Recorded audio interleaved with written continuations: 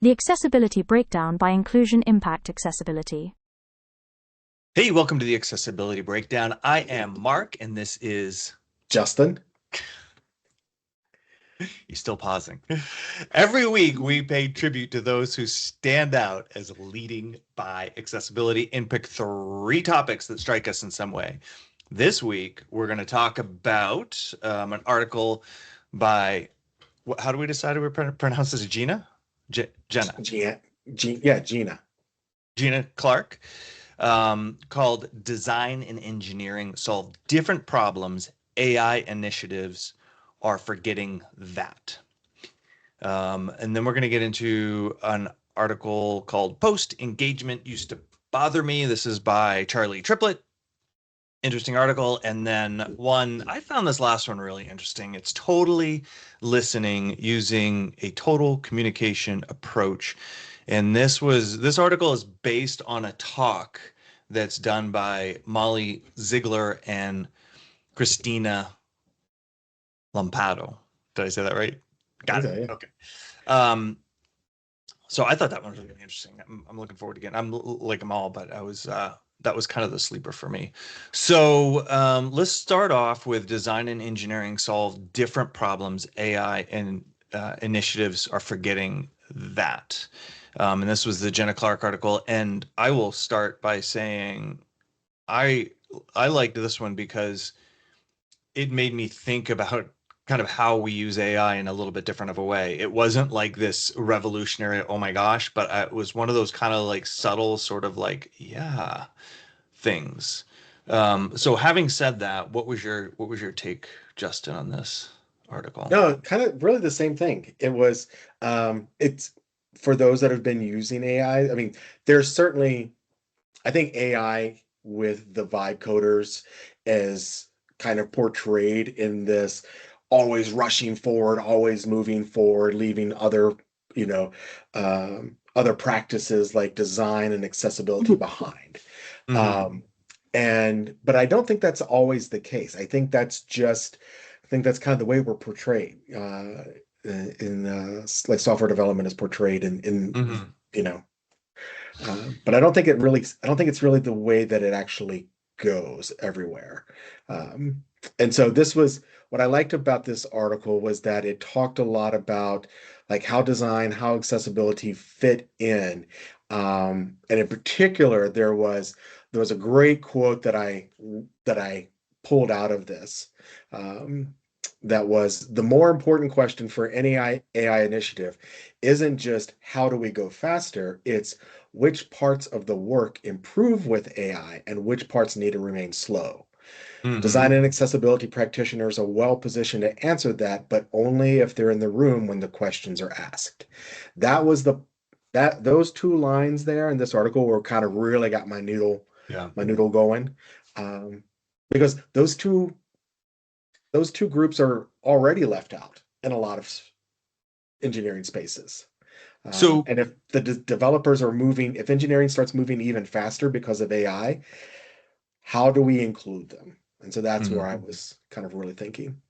So this struck me in a couple of ways. One, I kind of agree with what you were saying, but my son he's a full stack developer, and so he and I get in these AI conversations all the time. And they've at a place where he used to work, they've had an issue where the CEO figured out how to vibe code.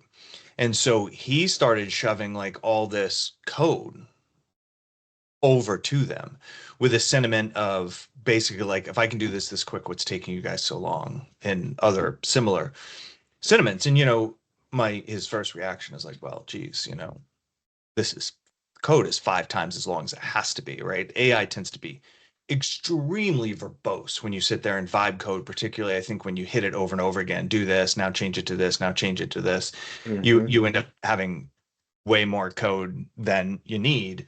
And so that's kind of the first issue. But then I think that what this article highlighted for me is this idea that like, hey, there's 2 things here, right? There's the velocity in which you do the thing that you have to do. And that's where we lean into this, what you're calling like vibe coding thing. And I would argue, I think a lot of companies are like get a hold of Claude and let's rock and roll, pump out some code, right? They don't necessarily understand the human piece of that. And then the other piece of it is like, if you're increasing velocity, are you really doing what you need to do? So in other words, if you're increasing velocity, are you pausing to make the decisions that you need to make?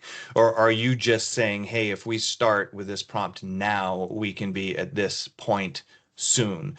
And that for me, so this is what it struck me for me as I was reading through this, right? Like different analogies start rolling in my head. And this is what I thought. This is like almost like drug use, right? Or like nicotine use or something like that.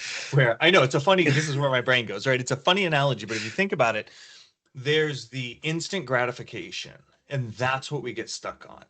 So I need to write a bunch of code. Here's a prompt, the code is written, instant gratification, right? And one of the points Jeana was making in this is like, is that really how you should be using the AI? Or should you be using the AI to pressure test decisions in the Right. beginning from that engineering standpoint? You know, is this really something we should build? Right? Not how fast can we build it? Do we need to build it at all? When we build it, is a screen reader going to be able to interpret it properly? You know, et cetera, et cetera, et cetera, et cetera. And the problem with that is that you're prompting, your use of AI is at the start before you write a single line of code, and the reward is at the end when you realize you haven't created something that's not good. Yeah. Right. So the action reward is separated, and that's where like addiction comes in. Like the closer the reward, like you inhale cigarette smoke and you go, "Ooh, that felt good," and almost immediately, like within seconds, that correlation, that relationship is there quickly, and that causes addiction, right? But if you inhaled a cigarette and then, 4 hours later you went, "Oh, that feels good," there wouldn't be a close enough association for that addiction. So that's kind of why I think everybody's jumping in that direction. It's like prompt code done, right? It's the reward is so fast. So do you think that that's why AI you can vibe code something and you can get it like 95% of the way there, but you can't, sometimes you really can't dial it in. It's to drive that addiction. Yeah, I'm just probably. I'm extrapolating on your Yeah, analogy there. that's probably it. But that's the other problem with vibe coding is that not only do you have that immediate reward, but you can also correct quickly. Oh, that's not what I wanted. I wanted this. Oh, I don't like the way that looks. I wanted this. Oh, I don't want to like this. And then that creates this layering. I mean, we all know like what, um, you know, like if you wrote a banking software with COBOL back in the 80s and you're still layering your code on top of that, like it's rough, man, right? Like it doesn't, unfortunately, that kind of exists out there, but that's kind of what happens. You can do that more rapidly. You can go, well, here's a crappy beginning. Let's layer something better on that, and then on that, on that, on that. But it's still relying on that original sort of base of code, and it's still trying to work with that original base of code in one way or another. So, Yeah, it did you make know, me think. What you were talking about there really did make me think. I wonder. So there's a software coding paradigm called extreme programming or XP, Mhm. and XP was kind of built around all these 10 tenets, I think it was, um, like pair programming and some other things. But one of the things that it was very much against was big design up front, and everyone would call it Mhm. BDOF. And it does make me wonder, in this new age of AI, if the coding aspect It's gonna flip. becomes is is easier to do we start planning more in preparation to break out all the different components and Yeah. pieces that we then turn over to individual developers to ensure that, one, they're directing the AI correctly, but two, they also know how it fits into the larger scheme of things. So there may be some more big design up front coming in our Yeah. Well, future. and it probably all falls back to balance, right? Oh, it's You a know, that yeah, it doesn't make sense to do big design up front, but it also doesn't make sense to do no design up front and just to start coding, which is well, that's what what the vibe coding is all that's what about. vibe coding is. And to be fair, we're not really talking about vibe coding, right? We're talking about AI assisted coding at some level in a professional organization. So it's not quite the same as is that weekend vibe coder that comes up with some cool app and you know, Makes puts it more into money the than both Apple of us store, to put right? together. But the idea that you, instead of like how quickly can we code, leadership asking like can we surface the risk in our decisions earlier? Yeah.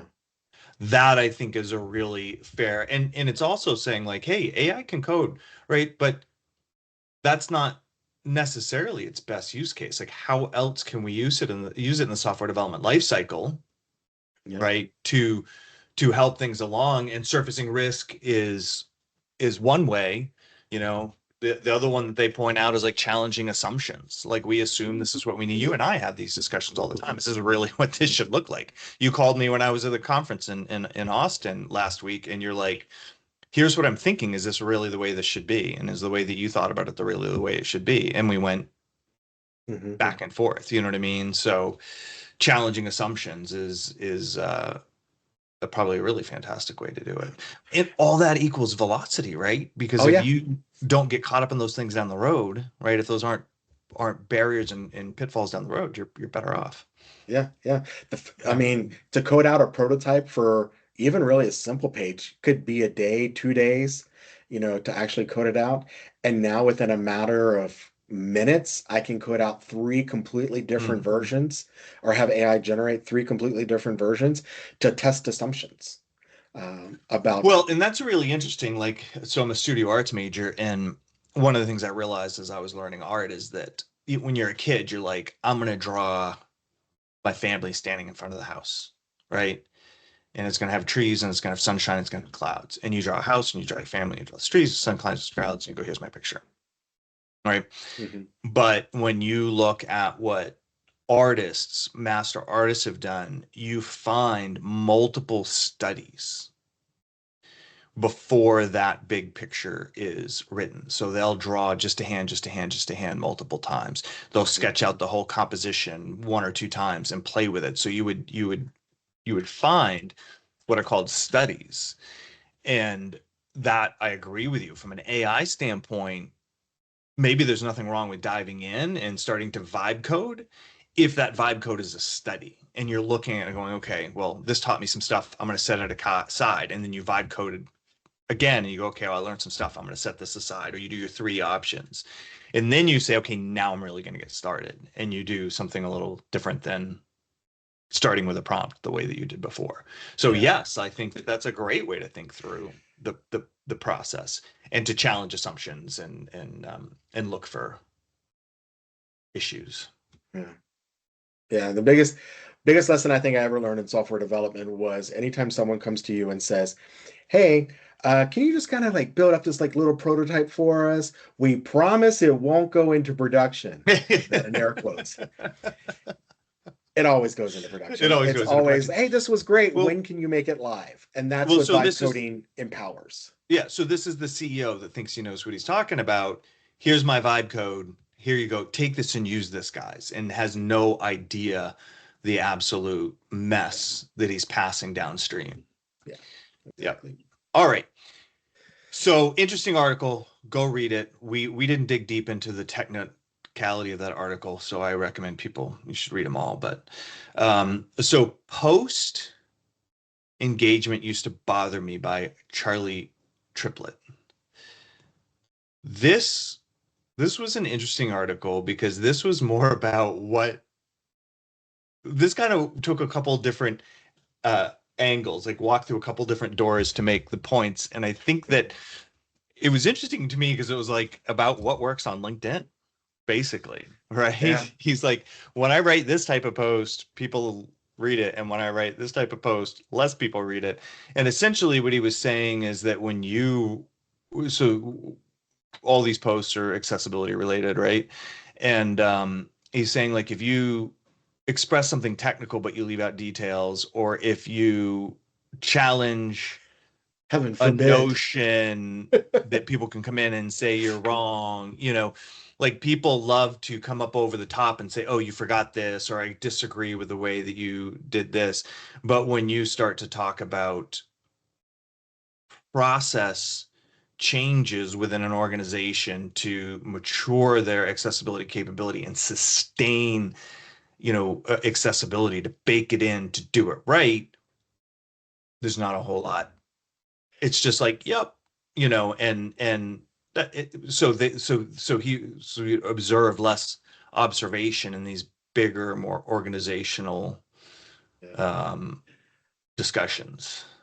You know what's interesting? What I took from that wasn't necessarily, because I don't think it was necessarily what he was the point he was trying to make. What I took away from it was there's not enough people that know about accessibility in big process oriented things. And so there's less commentary, there's less engagement because so many people in the accessibility industry are really focused on, the details, the points between success criteria, and that's where they kind of have their bread and butter, so to speak.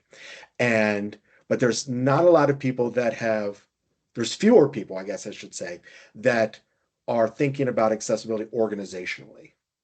Because it's an overlapping but slightly different skill set. And so that's what I kind of took from this. So that's funny. I took this. So we got a very different. We took something very different out of this. I mean, there's a lot of things. Like I think there was a lot of kind of meta points that were made in here, which is good. It's a sign of, I think, good writing and good thought. But I almost took this as more of a "we're making perfect the enemy of good" article. Oh yeah. Well, that's historically a problem for this industry. Right. And I think because a lot of the points that he was making were like, and I'm trying to find some, I probably won't. He says it's easier to demand perfect, nothing about us without us, gatekeeping that concretely describes how organizations can start measuring change. So one of his points is like, as accessibility people or people who are engaged in this kind of content, we want to say, this is how you be perfect, right? We want to be like, you can't get away with this. This isn't quite as accessible as it should be. And he's saying, yeah, like Charlie's saying, like, hey, that's all well and good. Like that kind of, I don't think he's denying that kind of dialogue is good to some degree, but we also need to be stepping back and saying, okay, forget about perfect for a minute. Forget about whether or not your alt text is good. Forget it, and I'm really editorializing here. Forget about, ARIA, did you use HTML tags instead of ARIA? Forget about all that, and just, is the organization building in processes that are going to lead to better accessibility? And one of the things being on the accessibility maturity model task force with the W3C is that the one thing that always resonates in my head is that there's no light switch when it comes to organizational accessibility. There's nothing that you can come in and correct a line, a code, and be like, we're there, right? Which is where all these other things in.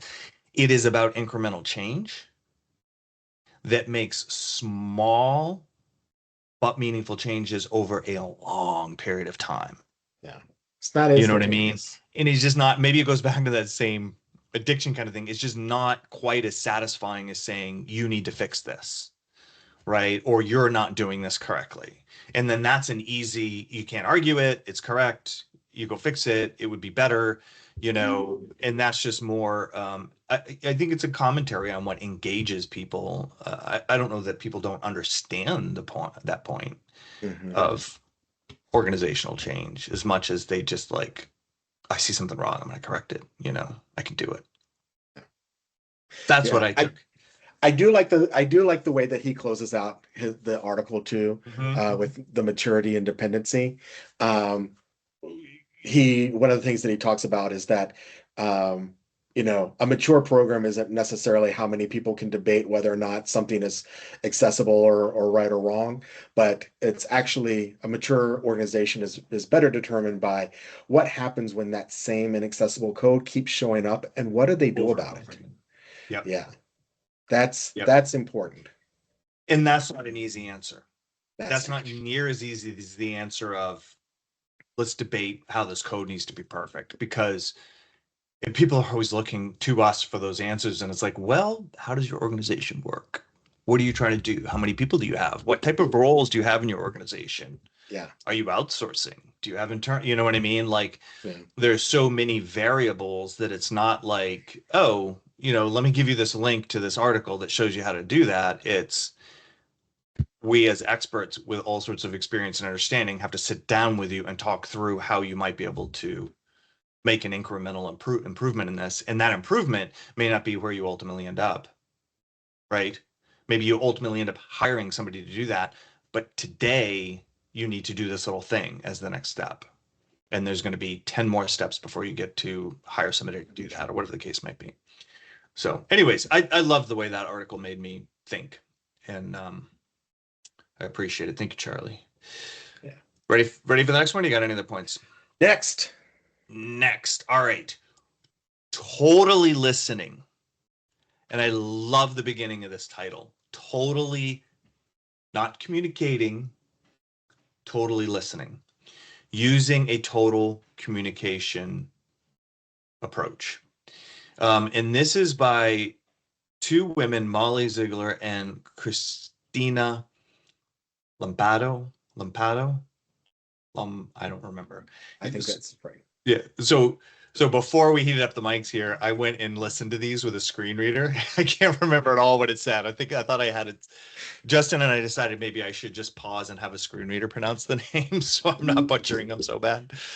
And they're from the International Academy of Hope. Oops, sorry, I punched my mic. Lowercase I, capital HOPE, at A11Y NYC.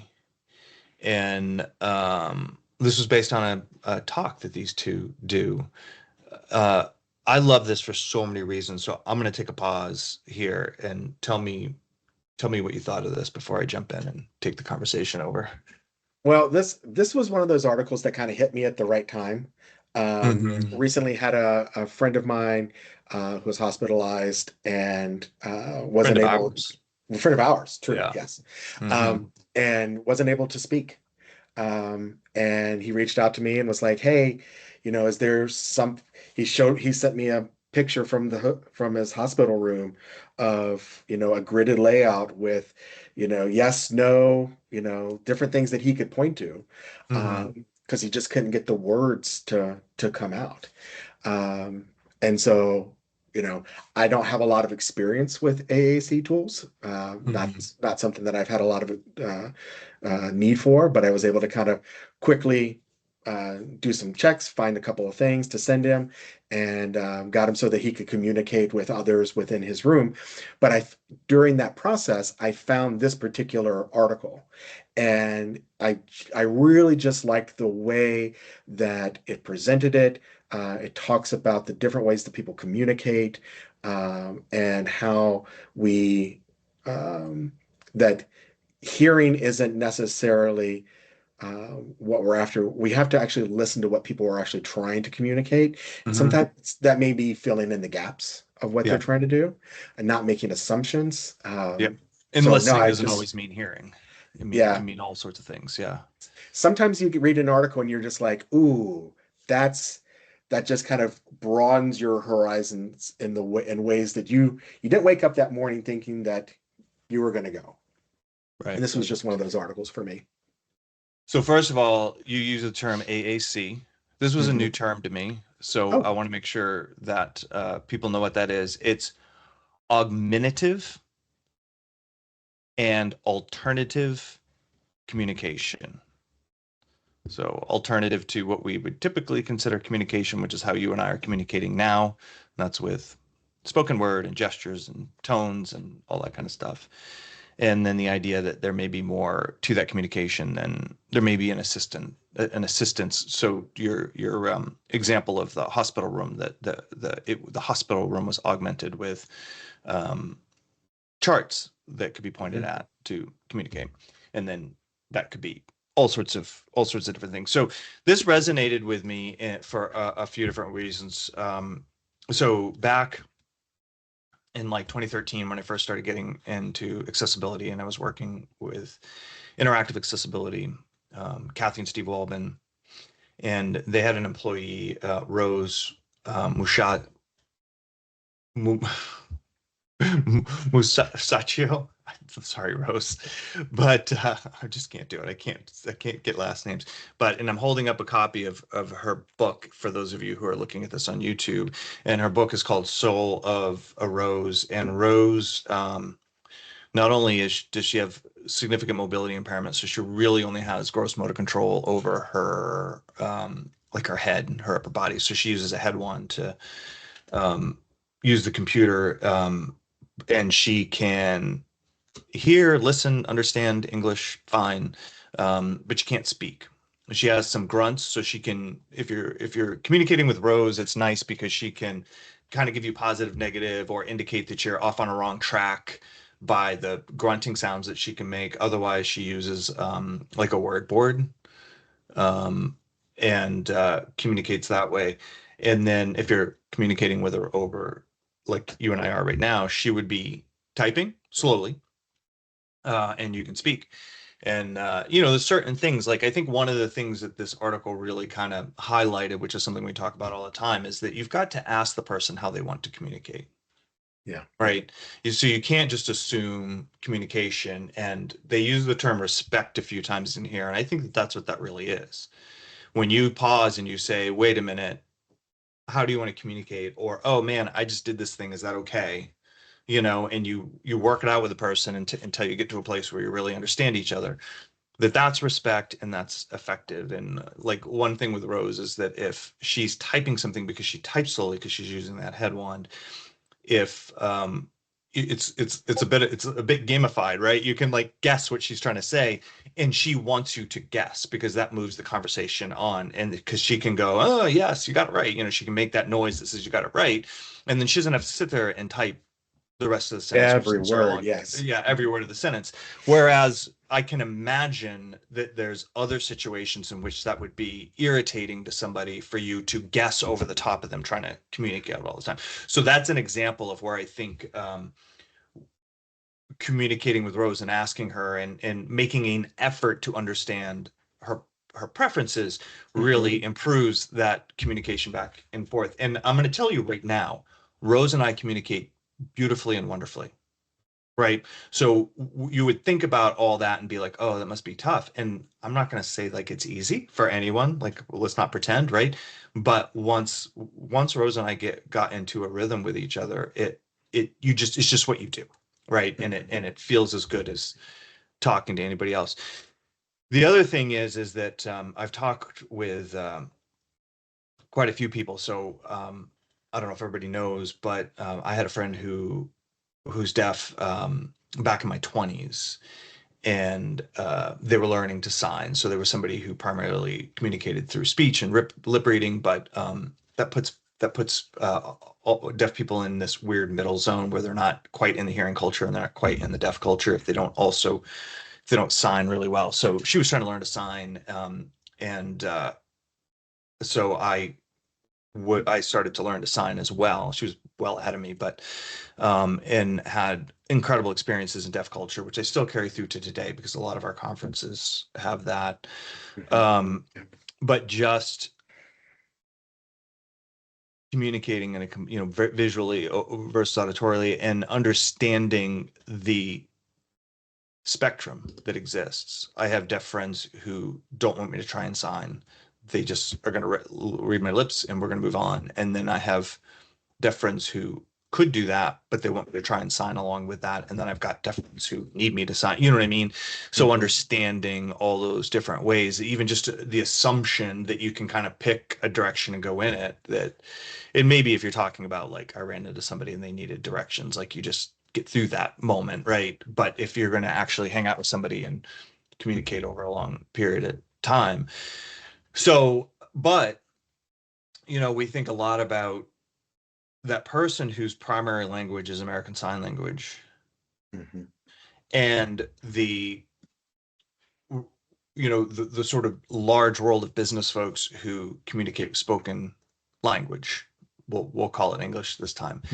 There is such a distance between those two things that it's extremely hard to bring those two groups together. And that's one of the things, like one of the things I think about a lot is how to solve that. And I'm trying to work with people and be like, how can we do that? Like, how can you have a person who's profoundly deaf that relies on American Sign Language in a group of leaders that are any group of leaders you might think of out there that are sitting there in a boardroom or doing whatever and contribute to that conversation and to those decisions, Yeah. right? I think that's where it can be very difficult.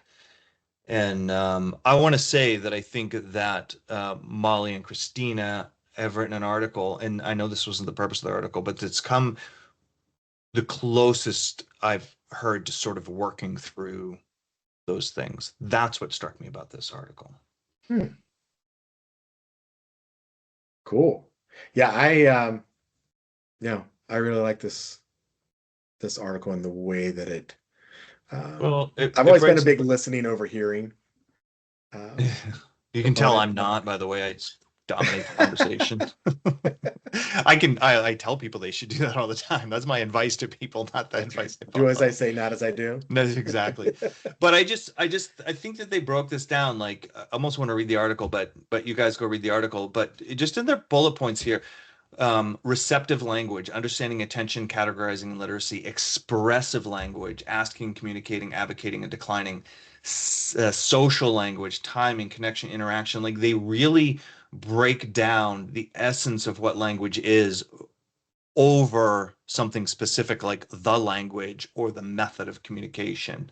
And but I hope people go read these articles after they listen to us. And Yeah, what I haven't done is I haven't watched their YouTube video, which I really want to do. But anyways, I just thought this was really fantastic, fantastic.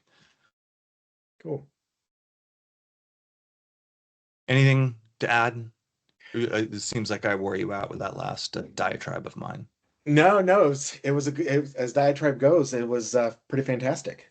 You're always So so positive about my diatribes. That's what I I honestly appreciate just about like to say you. diatribe. I know.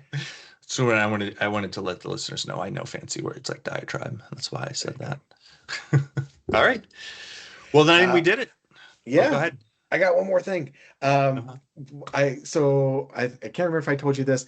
Last week I got a chance to go to my son's high school. Oh, you Uh, did. Yes. Talk about the that. yeah, the governor of Colorado showed up to speak at his high school, and they invited families in and stuff. So we went, and I live in Colorado, so this was Governor Polis, and one of the kids in the school, and it's a fairly small charter high school, but asked the question about what is he going to be doing to help young adults that are neurodiverse get Hmm. jobs in Colorado.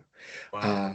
And it was funny because my wife and I were kind of seated separately, and I wanted to ask a question about some of the initiatives, accessibility initiatives that we have going on here in Colorado, because we actually are doing some pretty cool stuff in terms of accessibility and Mhm.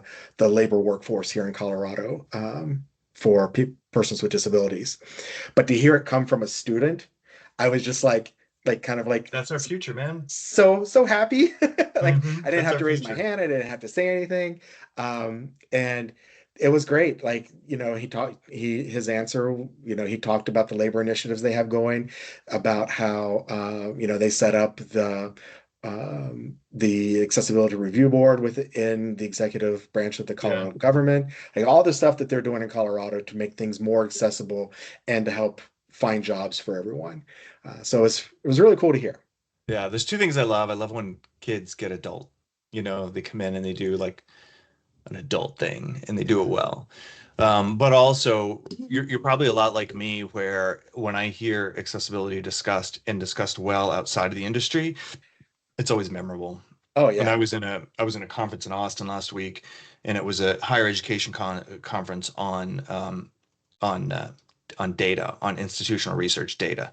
So like boring subject, and it's actually kind of an interesting subject, but sounds boring, and way outside of the industry. But there's a tie, right? Because with Title II, even with the extension, higher education is thinking a lot, particularly when it comes to their systems about accessibility.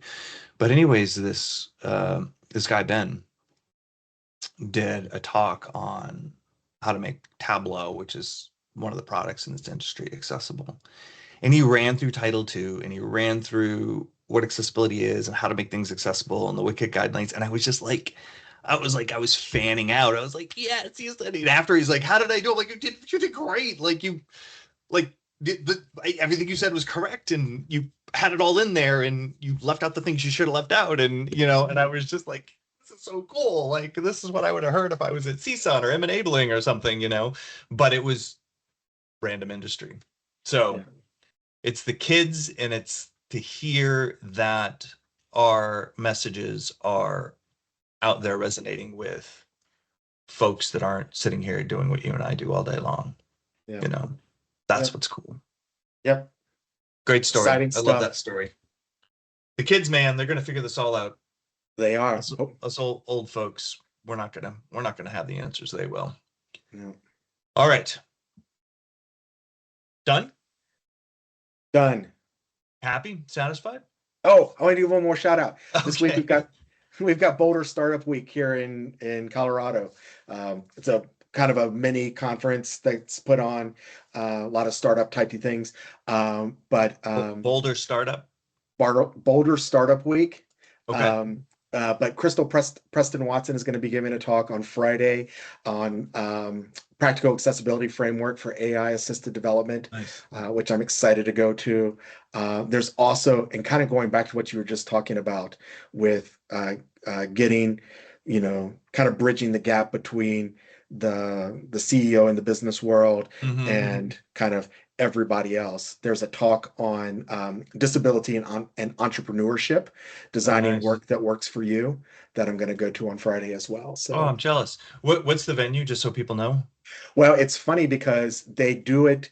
It's kind of like all over Boulder. So they're like different offices, like different startups, like sponsor kind of like classes. So like if you were at CSUN, like one office, like you might go to one building, and that's where they might have like some places where different time slots are going, and then you'd go like across the street to another startup who is hosting another series of talks. What about a website? Do they have a website with a schedule or something we can post? Yeah, you should. Yeah, we'll include it. It's Boulder Startup Week. I'll put it in the notes. I'll put it in the notes on our website associated with this. Great. Yeah. Okay, beautiful. Are you done now? Now I'm done.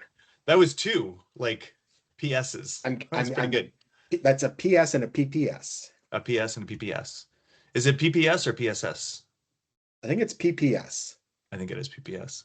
Because I think it's all right. Postscriptum. Postscript. All right. Well, now that we have broken down accessibility for you, we hope you go forth and keep it accessible. Thank you for listening to the Accessibility Breakdown by Inclusion Impact Accessibility.